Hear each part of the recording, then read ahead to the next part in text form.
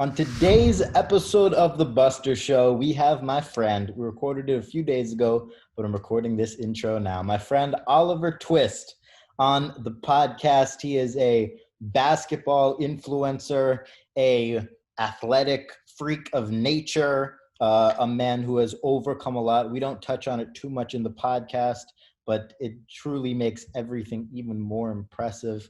He can only see out of one eye because when he was younger, he got shot. This man has defied all odds and is one of the most talented people in the sports social media scene.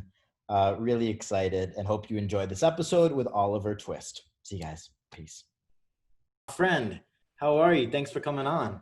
What's going on? How you doing? I'm doing great. So right before we came on, and I want to get into your background and the context on how you got to where you are now and where you want to go going forwards. But first, you told me you're a big tea guy. I don't think I've ever, or you told me that you're drinking tea right now. You got up to go get water. You came back with tea. I don't know if I've ever met a hooper who is a tea enthusiast. How did that start? I'm not gonna lie, it's actually growing up on me. I'm not even gonna lie to you. So growing up, if you know me, you know I don't like tea. Even to this day, I won't go to the store and get tea, but like in the morning hot tea is definitely where it's at. But like I was saying, when I was younger, I didn't like it. It was nasty. I drink it now because it's more about cleansing your body. It's more so not me liking tea, it's more so just knowing that it's good for me. That I need it in the mornings, because it's just like drinking water. You need to drink water, just in the morning. It's always good to get at least one good water bottle. Oh shoot, one good water bottle. Morning, my bad. Yeah, you're good. But tea is also good too because it's cleansing. How do you think it cleanses? It's cleaning out all the dirty bacteria that you was taking in while you were asleep and that you eat throughout the day from yesterday, even after you brush your teeth. So when you wake up, you're drinking a good glass of tea with usually ginger or turmeric. I think that's what it is. I don't properly say everything right, but turmeric, that helps cleanse out your body as well to start off your day. Yeah. Then after, I'll probably go to Jamba Juice after this and go get a smoothie. I'm not gonna lie. Bro, I'm a big smoothie guy too. I'm been strawberry, banana, whey protein, almond milk. That's my dream vision smoothie. When I go to Jamba Juice, I go get the Caribbean Passion and tell them put some peanut butter in it. I'm telling you, I don't care what nobody says. Peanut butter is good in anything. I don't care. Peanut butter is good in anything, and it's good for you.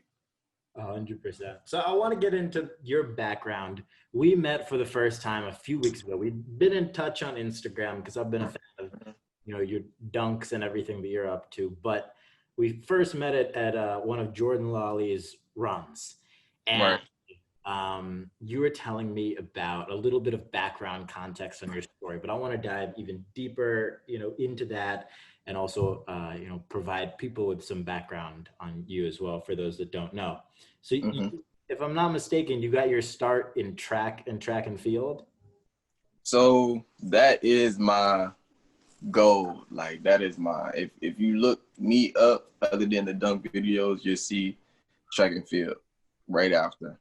That is my baby. Like that's my passion. Like that's where I get my drive from when it comes to sports. Now, my first sport that I was playing was football. So you would think that would be my first love. Which, don't get me wrong, I love football.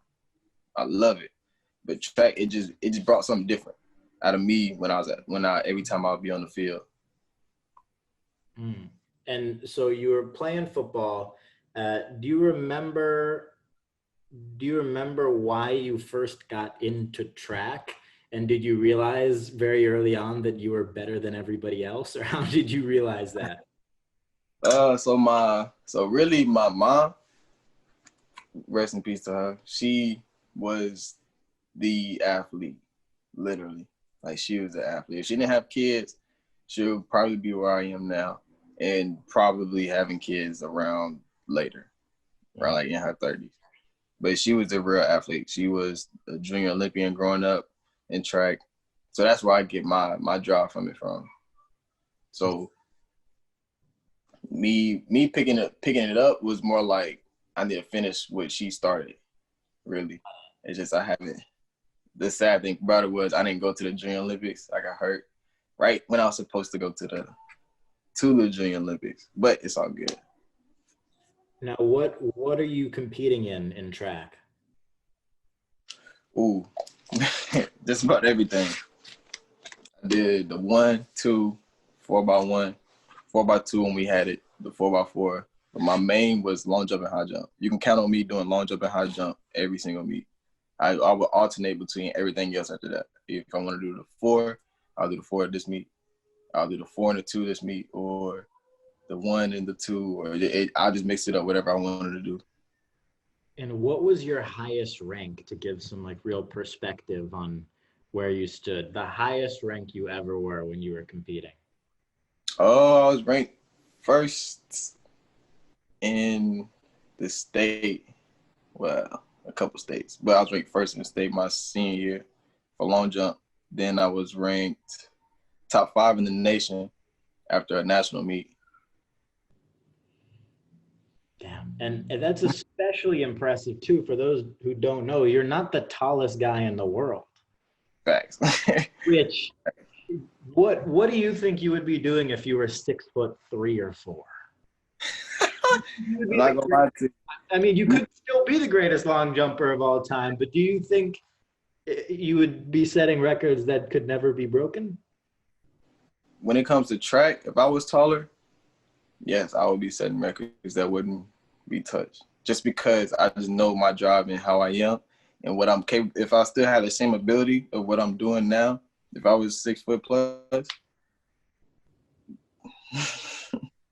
I would push every record out of reach on purpose. Because that's just me. But if I was to be playing basketball at 6 foot plus, I'm coming for Mike. I'm coming for all his records and everything he did. Realistically. Because he made being an athlete different in his era. Like, there was really good basketball players in his era, but he made playing basketball and being an athlete like 2 different things. He showed that. No, 100%. So what record, to close out on the tracks side of things, what record are you most proud of your own? Oh, easily my long jump record. Easy. Yeah. Easy. That's my prize possession right there. Because there were so many great track athletes that came through my school, and my school is actually in track actually was ranked at the time for most consecutive wins in conference. We had 41 wins at the time before we had lost. But all through them, we had so many great long jumpers, like seriously, like ranked in the country, ranked in a couple. We had a couple of track athletes in general go to the Olympics, the Olympic trials. But as for long jump, like I was saying, we had so many great long jumpers that I competed with as teammates and seen compete upon. Even a family member of mine, he was a great long jumper. My cousin, Wow. Remy Martin, great long jumper. But for me to pass all of them and me being short than all of them, that is easily my prize possession, because after they came through, the track coach and just about everybody else that followed through with track was like, yeah, those records are not being broken. Like, because they thought everybody who's running in the 80s was just phenomenal, which they was. They was running crazy times, no lie. We had a dude run a 10-1 in high school. In high school, crazy. But yeah, everybody really was just quick just to count out everybody. But now I took that, and I can for surely say nobody will ever break that record. I feel like the thing is, when you're shorter or smaller than anybody else, that just means that you have to do everything else perfectly. Exactly. Like, with those people. Is that something that you definitely saw? And were there specific things like making sure your diet was better than other people and you were training more than other people? What sorts of things do you still even take into account in that regard? With that, I make sure that I practice everything that I do. It's repetitions. That's what I really go upon. Like there was times I would stay after practice an hour and 30 minutes after, just because I can jump in the sand pit all day. When track practice is over with, they put everything up. You can't put sand up. I mean, you can put a cover over it, but at the same time, it's like nobody's gonna take the time to do that. And majority of the time, it's the athletes that are doing it anyway. So I can do that. I can sit in that sand pit all day. So I love sand in general. It just makes me feel comfortable for some reason. I don't know why. But I would stay after practice, like I said, for an hour 30 minutes later, just to make sure that I was getting the same mark every time, same stride, every time. Because what I realized about the people that came before me, they wasn't as consistent as me when it came to getting the spring off the board. They was more consistent on hitting the board. It was consistent, more consistent than me. There was times when I wouldn't even hit the board and still jump a 23 something without even hitting the board. Like I'll be inches away, not even hitting the board, still jump to 23. But I always made sure it was my repetition on.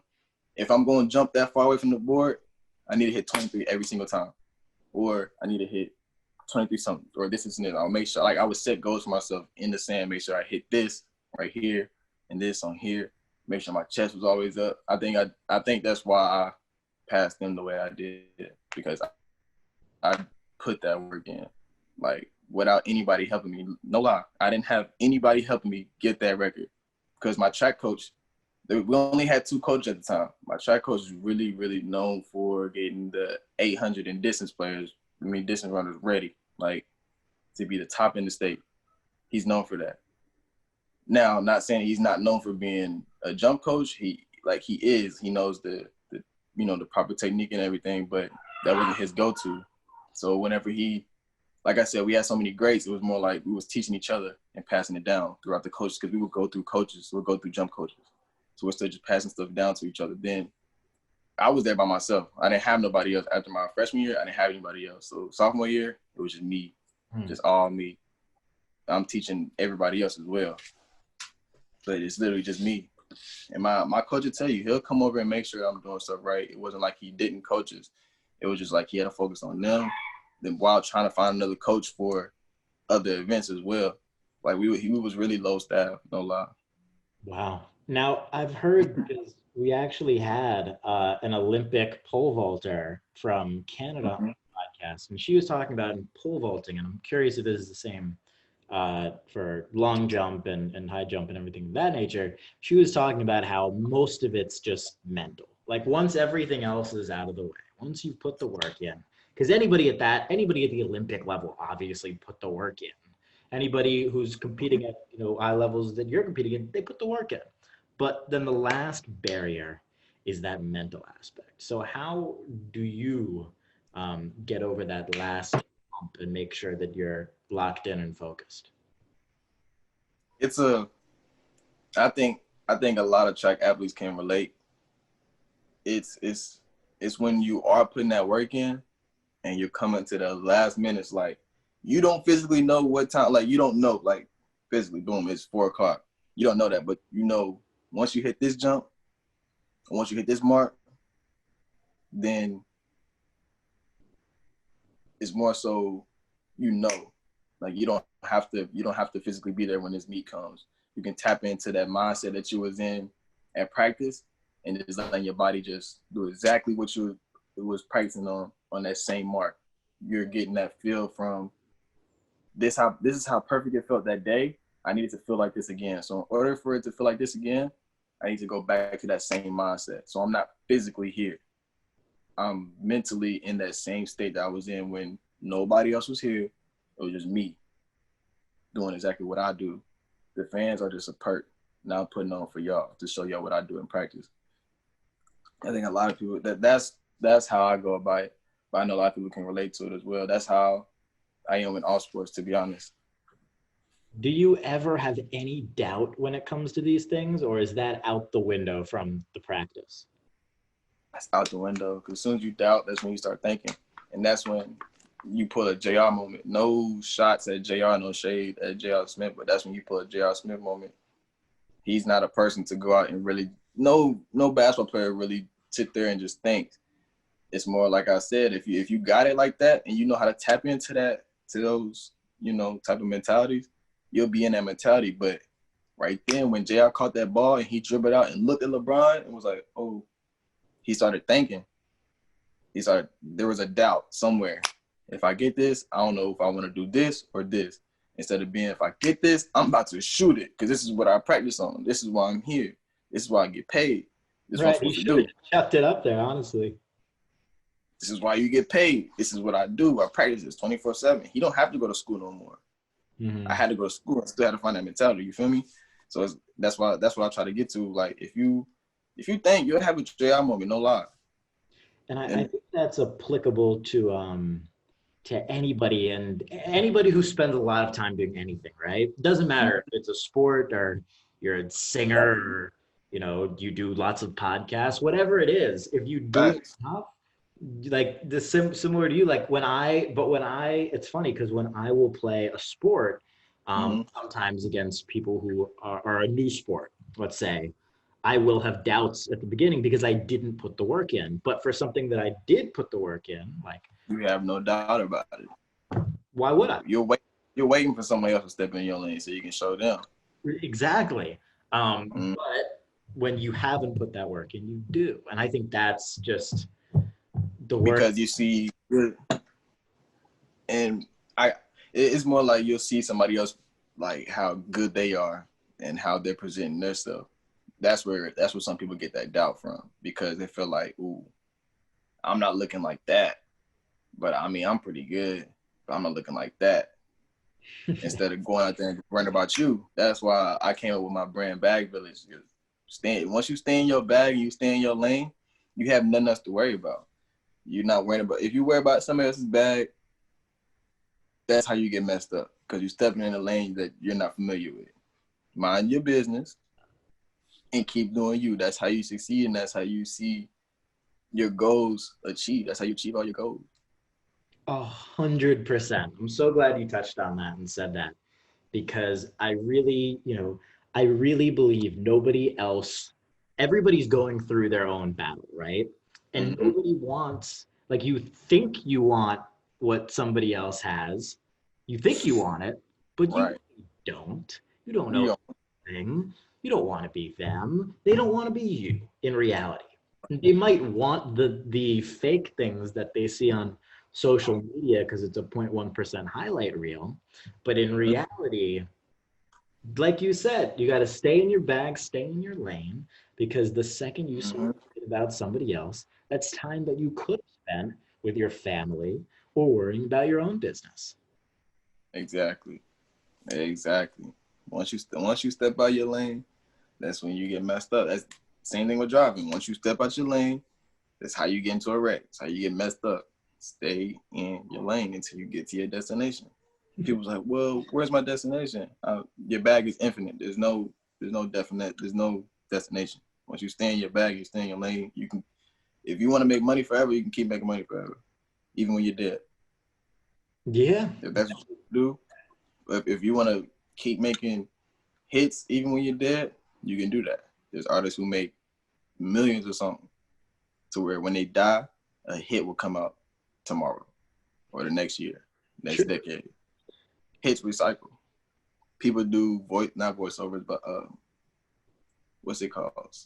They'll put a snippet of your song. Oh, yeah.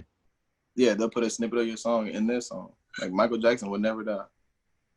Right. It's true. Because he stayed in his bag, he stayed in his lane, and he became who he was.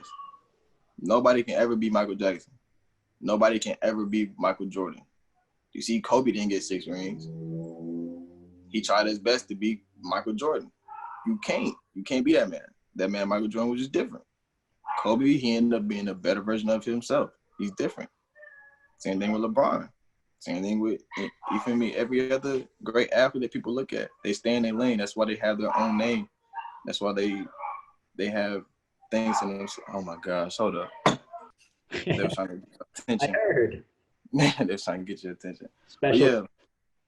But yeah. Special performance. Right. Shout out to the dog. But yeah. Once you stand in your bag, that's how you see everything that that you wanted. No lie. I think that's very sound advice for all the youngsters. I want to ask you, um, because I'm so especially fascinated with explosive athletes, and obviously, given your jumping ability and height, you very much qualify for that. Are there any specific uh, foods and diets that you do or do not align with before you're about to go do something or anything like that? Like, is there anything you'll never eat before a game or a contest? Oh, And something that you always do? oh yeah. I thought you was meaning like, is there anything specific that I eat? But no, I don't. To me personally, I'm lactose and I stay away from dairy. But I'm really glad that I am lactose, no lie, because dairy is really not good for you. It holds a lot of weight on you, a lot of weight. That's why when you see people that get fat, ask them what food they like the most. Majority of the time, it's something with cheese or has a lot of dairy product in it, and I eat that a lot. That weight holds onto you. But before a game or anything, I try not to eat anything that really sits on me. So I stay light. Uh, I'm not like Joel Embiid to eat cheeseburgers. Um, but don't get me wrong, I don't eat the best. Like I'm not ready to say I eat asparagus and avocado and stuff like that before a game. You might catch me walking in with some Skittles for sure, or some type of candy.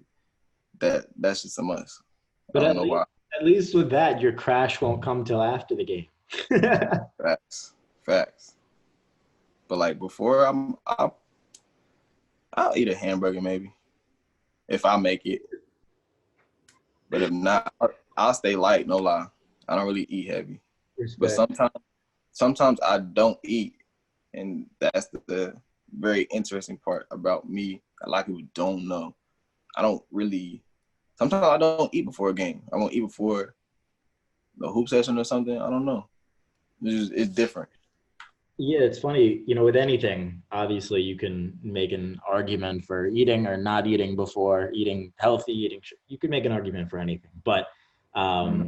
I've heard scientists say that there's there's like a prehistoric or an evolutionary benefit of not eating before a game because it makes you like a predator, like you're more hungry and then you're gonna go out and try harder because in your No, for that's some, actual fact.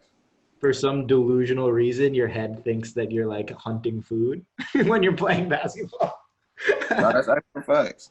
That's actual facts because that's why I would stay after, school for so long. Like, man, we'll probably eat lunch at like 12.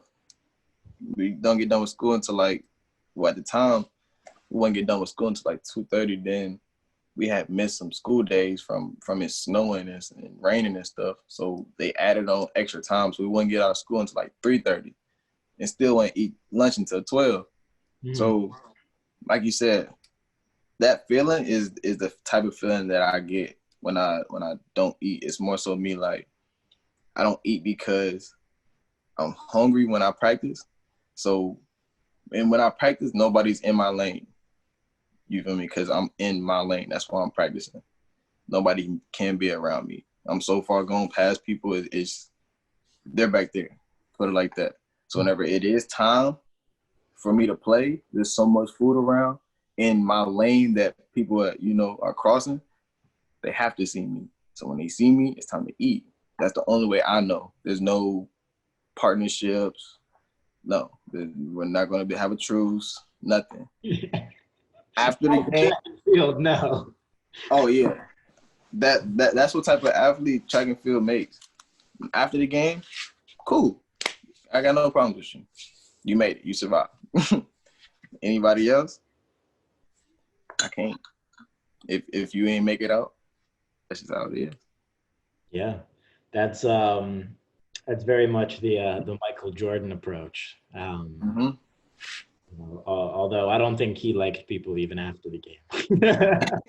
Yeah. But not to get off topic about the food part, but that's what goes into it. I don't eat before some events. Like some of the greatest things I've done I probably didn't eat that whole day. No lie. Hmm. I'm like, it's not like I'm starving. I feel perfectly fine. But I probably eat once a day. Like truthfully, I probably eat like once a day, 1.5. But when I eat, I eat. It's not like I'm eating something little. When it's time to eat, it's time to eat. And I'm gonna keep eating. And once I'm done, I'm done. I'll be done for like a little minute. So almost like a snake belly, like, or a wolf. Like when wolves eat, they eat. They hunt and they eat. But it's not like they hunt 24/7. And then, you feel me, they lose track of what's going on because they understand they're being hunted as well. You can't keep out killing everybody and eating everybody and think you just not gonna get touched. That's what that's what the lion forgets about.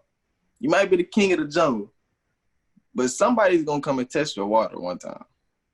Mm. That's how it is. That's a bar right there. Yeah. I want to ask, do you remember the first time you dunked and how old you are? How old? Oh yeah. I was in 7th grade the first time I dunked. I was about 5, 6. 5, 6 in 7th. Yeah. So what is that? 12 at the time or 11? Younger? Yeah. I'm turning 12. Jesus Christ, man. You're 12, turning 12, 5'6", and you're dunking on a 10-foot hoop. Cause I got the first dunk with a girls ball. Well, it went volleyball, then a girls ball at track practice, 7th grade. We was in the gym, people was just throwing me oops, and I'll take off. Cause like I said, I did long jump. I'll take off, and I'll almost jump from the free throw line. Cause like I said, when I see something I want to do it, I want to try it. I seen Michael Jordan do it. I want to try this shit. So I was getting close, but realistically, I had to get closer so I can't dunk it. But that's when I got my first 2 dunks. Then I went to the local YMCA, and in there I was trying to dunk. I was around dudes I could dunk all the time. Like one of my cousins, he got bounced. Seeing him dunk all the time, I'm like, dang, let me go up there and try. So I would try for so long. Then a couple times, like I said, I would try from the Michael Jordan range, but when I got my first dunk with the girls ball, I'm going to YMCA, try from the same spot. Like it's not working. So I take off from far, and I caught it and punched it. But it was almost like a rim grazer because I tried to dunk it so hard, but it actually flushed in quick. But how I hit it, it looked like it was a rim grazer. So I had to get up and do it again. Did it again, and since then, I've been dunking, no lie. Since then, I've been dunking. I actually caught my first body the same year in 7th grade when school was over. So basically, me going to 8th grade, caught my first body. Somebody threw me the outlet. And I didn't think anybody was gonna come up and jump with me, but it was one of the older dudes. Me and him was going back and forth at it all day in the gym, going back and forth. He said I go to one of his layups. He was mad because I pinned him. He was just mad. So we going at it. He tried to chase me down. I didn't see him until last minute. And he jumped into me, tried to hit me, but I banged all on him. He fell right into me like it looked like one of those balls like clips everybody sees. That's the same exact one, no lie. But it was at the local YMCA. Oh my God. that was in 7th grade, no lie. That's crazy. What do you, I mean, this is a question both for myself and some of the people who can't dunk yet. What exercises would you suggest for those people to get a little bit higher? Are we talking box jumps? What are we talking here? No, because where I'm from, we don't do stuff like that. We didn't have no trainers. We didn't have anybody that really had bounce that they worked on as far as like box jumps and stuff that y'all see on Instagram and YouTube and stuff like that. We was more so natural born athletes that understood this is what it took to dunk. You had to be able to jump high. So in order to jump high, we worked on more so just staying fit and practice on getting up to the rim. Really, it wasn't like doing box jumps. We would stay like, like staying fit, like abs, push-ups, sit-ups every night, even like young. Like when I was in Little League, I was doing push-ups and sit-ups at night with my shoulder pads on. No lie. I would do 25 push-ups in 3rd grade. I started in 3rd grade. That's when I started playing football. I'll do 25 push-ups and I'll do 50 sit-ups every single night. And I had an older brother. He made sure I did it. So there wasn't no doubt that I wasn't gonna be some crazy athlete, even off my natural ability. But it's just that drive to want to dunk. I personally don't think box jumps help you dunk. I personally think they help you get your feet up high whenever it's time to get in the air. Like I think you can clear a fence. If you do box jumps all day and you want to be able to run away from somebody and do parkour, by all means, do box jumps. Nah, seriously, because like you getting your legs up really high, really quick. You feel me? Like that's the most understandable part. But I'm not saying box jumps don't help you at all. I'm just saying that's not the go-to if you want to learn how to dunk or learn how to, jump high. Box jumps help you on your quickness to get those knees up. If you don't get those knees up in time, you're not getting on top of that box. Right, man. That's super, super interesting. And then at what point did you decide that you wanted to start doing like trick dunks and how do you kind of weigh, the risk of injury with stuff like that, to your goals of being in the Olympics, to Instagram? How do you divvy all that up in where your goal, which are you most passionate about and what do you enjoy doing? So what got me into doing trick dunks, it was Vince Carter. And that's the point I really want. I'm starting to get to more on my Instagram is that I'm not a pro dunker. I haven't done one professional dunk contest. Literally, I haven't done one. I've been in dunk environments with professional dunkers. That's because they see me and they give me, knowledge, and they also, they respect me as the person who I am, and I got bounced. They respect it. And they see that I can do these type of dunks because we all have the same exact thing in common. You ask any pro dunker who their favorite dunker is, guaranteed they're gonna say Vince Carter. But who they admire the most when it comes to the dunk game, as far as their age, who was they seeing dunking the most? Vince Carter. I follow the same passion. But I actually play basketball. I'm not saying none of them don't play basketball, but I actually do play basketball. I just know how to dunk because I wanted to, because I seen Vince Carter doing it. I seen Allen Iverson doing it. So when I seen Allen Iverson do it, I was like, he's not the tallest in the league, and he can dunk on these dudes. I'm going to do the same thing when I play basketball. I want to dunk. I know for a fact that is going to – I knew as a kid, me dunking, no matter how tall I was. Oh.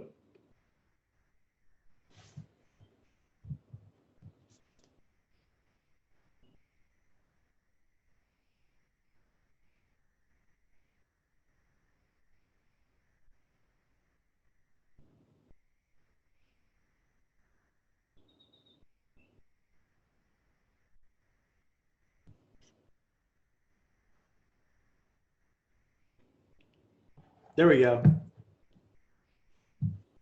Hey, my bad. You good?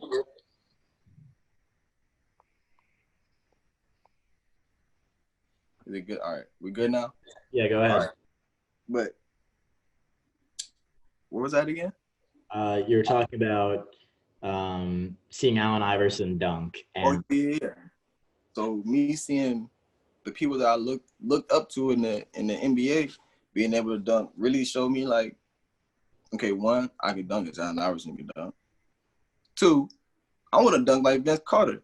Ain't no way that I'm not allowed to dunk like him just because he's tall. So every dunk I see him, if you look at my reverse windmill, if you look at the Statue of Liberty dunk that I do with one hand, I do it better than him. But that's where I got it from. If you look at my 360 windmill, that's where I got it from. I do the same things that he do in game, but I just post it on my page because it's like, you don't see dudes my height doing this all the time. So it's like, wow, exactly. So that's why I posted a lot on my page. I more so wasn't getting people to label me as a pro dunker because if that was the case, I would have came at it with a different approach. Like I don't put anything on my page that labels me as a pro dunker. You'll see me with Chris Staples, who is a pro dunker. but that's a great friend of mine who was also a great mentor that I talked to. And He's a great guy. yeah, he is great dude. And if you see me in a dunk, like me and him had a dunk contest, but that was a virtual dunk contest. That wasn't a actual real pro dunk contest that he's been in before, like FIBA or Red Bull or Sprite or the 3-on-3 tournament dunk contest or Bleacher Report. Like he's been in so many, I can keep on naming that he's done over the years. I haven't done one. I guarantee you will do all of them once things get back to normal. I can promise you that. If you want to do them, you will be invited to every single one. Yeah, and that's the thing. I don't mind going, but it's just like, if Vince Carter was to do the same thing on his off time, would people label him as a pro dunker, or would people label him as an NBA player who could dunk? Interesting question. Probably a pro dunker if he was more. People label people as what they're most famous for. But listen, he's still in the NBA as well as doing dunk contests on the side. He did. All right, so he did dunk contests many years in the NBA. Is he a pro dunker because he won? So did Nate Robinson. So did Zach LaVine. But I think those guys were famous enough as players to where they were able to still be labeled as that NBA player. But let's say somebody who nobody had ever heard of, was in the league, got put in the dunk contest, won a few years straight, and that success didn't cross over to their NBA game. They could be labeled as a professional dunker who also plays in the NBA, as opposed to an NBA player who is also great at dunks. But you know what it is. Just like you said, people label you quick. People love to label people. I hate that. Very, very quick to be judgmental. Very, very quick to be judgmental. But like we said, staying in our lanes and not. I'm curious. Do you think that staying in your lane and staying in your bag also, is it takes in not caring what other people think about you too? Do you think that's part of it? Oh yeah. Me not caring. Well, yeah. There's no way around it. Yeah, it does. Because I don't care about what people say for many reasons, but to break down your answer, yeah, that's what it is. But I mean, that's something I can't control. That's why I stay in my bag and I stay in my lane, because once I start to worry about things that I can't control, then that's when I start to fall off and I can't get to where I want to. Because eventually, people are going to see, like, yeah, he really does hoop. He really can hoop. He just know how to dunk, and it's crazy that he can dunk like this. Bro, I guard you in one of those games. I was have me running, bro. Usually I have people running just because I hope people who are going to defend me in the future don't listen to this, but I'm a perimeter guy. Right. Usually I'm the one that's like running back and forth on the outside. You had me running. Yeah, that's what I do. I get people tired, then I kill them after that. That's the lion approach, or like it's smart, man. That's exactly how I usually think too. It's let me do some nonsense running because I have better endurance than most people, and then by the end of it, I'll be able to get the easy shots. And like I said about the lion, somebody will always come and test your water and see how real of a lion you are. Lion King, Bro, you're dropping some bars on this podcast. I appreciate it. What's your dream? What do you want? What are you most excited about? Do you want to is being a gold medalist Olympian number one on the, hierarchy of goals of yours? On a realistic side? No, screw realistic. Give me what your heart says. I definitely want a gold medal. Any track athlete wants a gold medal, for sure. But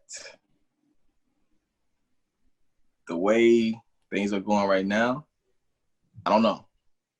I'm not saying it's not possible for me, but the way things are going right now, I don't know. I don't want to mess nothing up because my realistic goal, other than just being the greatest athlete in general, I want to star on the Hollywood Strip. I'm not even gonna lie to you. That's like my biggest goal ever. I'm not even gonna lie. If I get that, I don't care how old I am. Y'all can just pull the plug. Real talk. Y'all can just pull the plug. I'll be satisfied. I'll be satisfied if I get a star. Yeah, I definitely want a gold medal for sure. But I think if I was to have a gold medal, I would want more. Then eventually I would want something else. And that Hollywood, that star for me, that's big. That's big. Like literally everybody's on there. That would be pretty amazing. Well, I think it's definitely doable. Yeah, facts. Definitely doable. The Hollywood Strip is everything. Like you don't have to. People from different countries come to Cali just to go to Hollywood just to see the Strip. That's the biggest thing. Like you did a lot in your life to get that. Literally. 100%. And I think the cool thing about, being around in today's day and age is that everything that you do is well documented and recorded and online for everybody to see. Whereas opposed to some of the people who were the first stars on the Hollywood Walk, I mean, some of us, because they were before our time, we don't know who they are.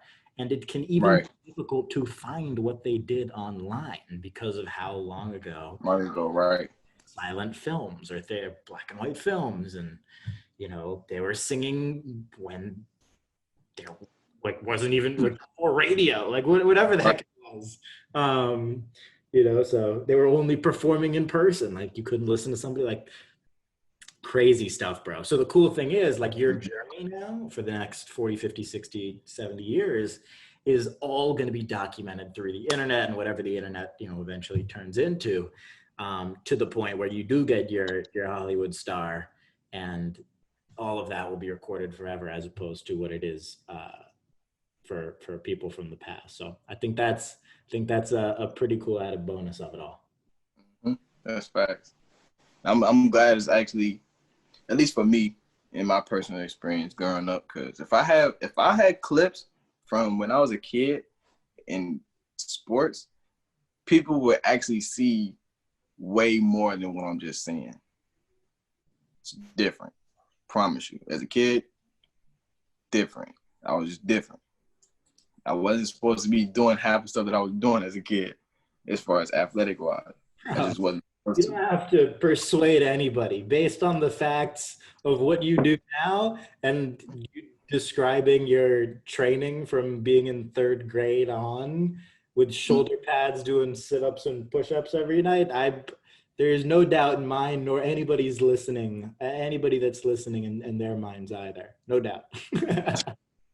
But it's funny too, because onto that, one of my favorite things about things like this, like the podcast and doing podcasts, is that now, because we've done this episode, in 10, 15, 20 years, you can look back on how you described your goals and things of that nature with words. True. You have it. True.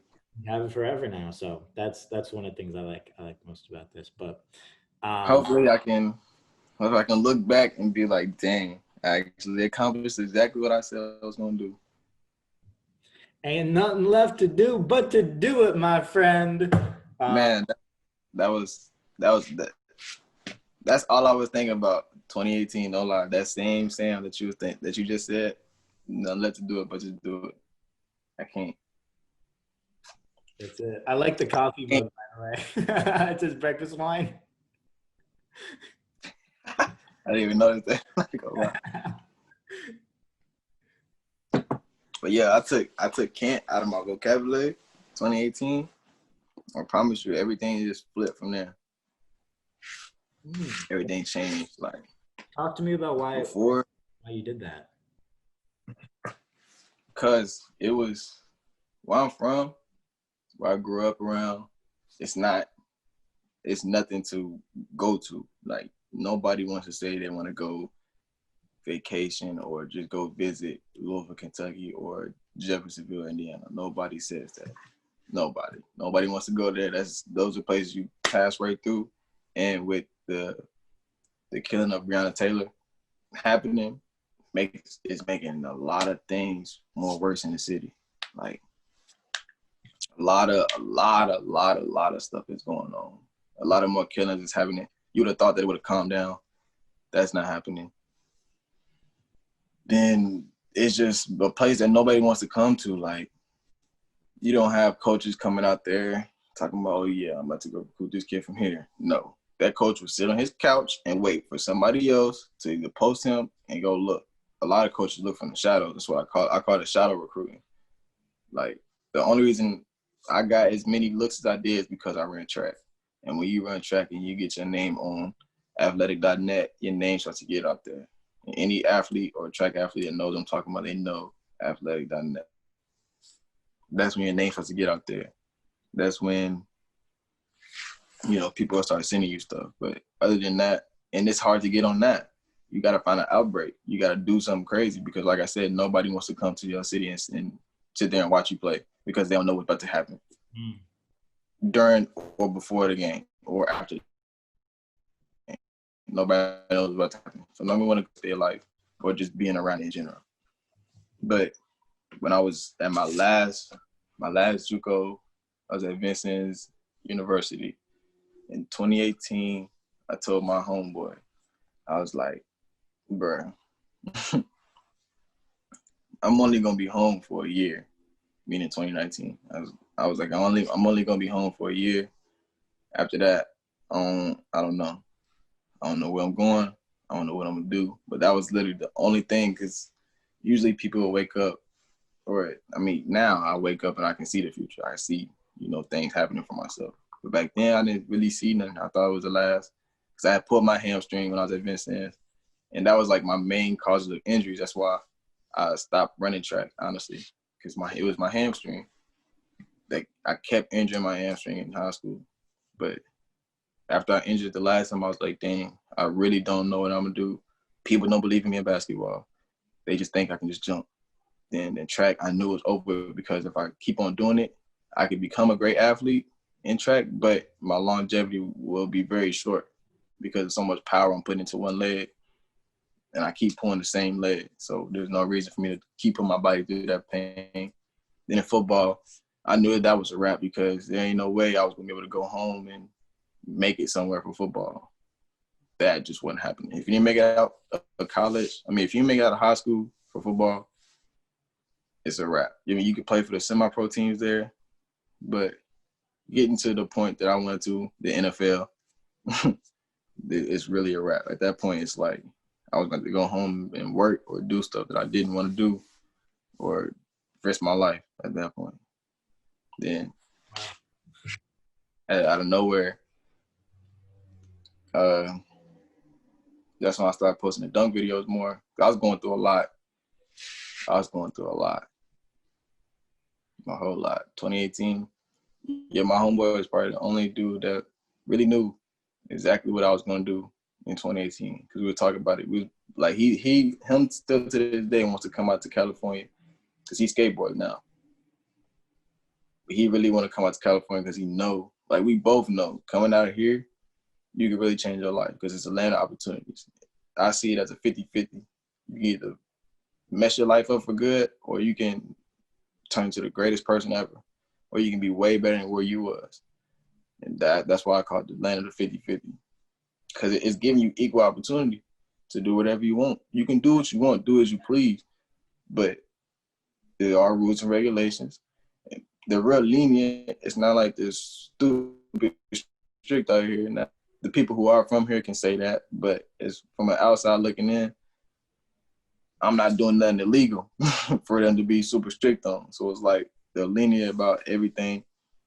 It's just cool vibes out here all the time. So if you want to get your work done, you can get your work done. You can be around cool people. But I knew coming out here was going to change my life. I didn't know when I was going to come out here because, like I said, I didn't see the future for myself in 2018. Like, literally, everything stopped. I feel like something was. So I knew a change was gonna happen. I didn't know if it was gonna be good or bad because I knew if I went home, it is crazy. I just knew if I went home, it was going to be bad. And it started the second week I was home. No lie. Wow, that's crazy. Well, it's one of the beautiful things about the internet and the power of it, and how you can turn any passion into, something that bears fruit in whatever field you want it to. Just with that same, consistency and diligence that you applied to the other things you did, just turned over to the social world and dunking, and for whatever you want to do with that in the future. So it's amazing, man. I'm so happy things are going so great, and I can't wait to see what you got in store for the future, man. I got a lot, man. It's gonna be wild. I can't wait. 2020 messed up everything. We're not gonna talk about 2020, so we're just gonna restart 2021. Start off good. My birthday is the start of every year, so start of 2020 was fine for me. I was perfectly fine. A lot of people said 2020 as a whole was terrible. Hey, 2020 was good for me until COVID. Other than that, I can't say nothing. Now 2021 is gonna be the restart. I love that. Well, everybody, you can follow this man at Oliver Twist, Oliver TWST _ on Instagram. My man, again, I appreciate you coming on. I appreciate you doing this. I know we've been talking about it for a minute.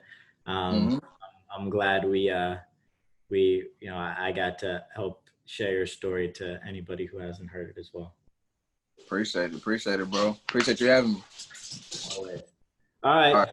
We'll see you guys on the next one. Peace.